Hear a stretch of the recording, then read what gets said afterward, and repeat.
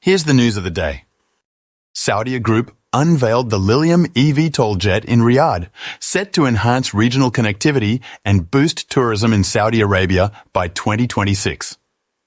eVTOL Insights released its 2024 Women in AAM special report, spotlighting 16 influential women in the advanced air mobility sector, with their final ones to watch report set to publish in Q4.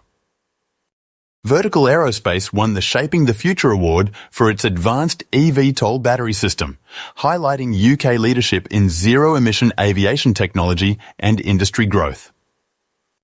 Introl is presenting its new Bell 412 FTD Level 3 simulator at European Rotors 2024, showcasing advanced training features tailored for global helicopter service operations.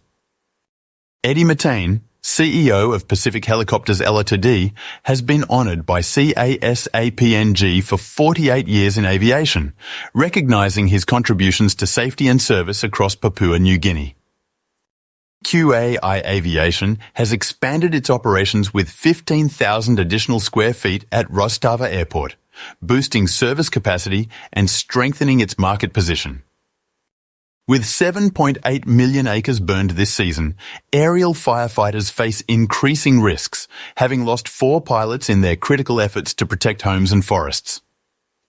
Fire crews established 2 miles of containment near Big Goose to protect Sheridan's water supply, while aerial fire retardant is being deployed under strict guidelines to prevent contamination.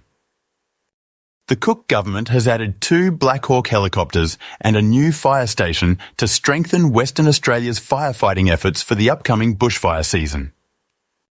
The South Carolina Forestry Commission showcased 2 Fireboss planes that carry 800 gallons of water to help combat the state's 1,200 annual wildfires. To learn more, follow us now on YouTube, X, LinkedIn, Instagram, or visit us at avfoil.com/news.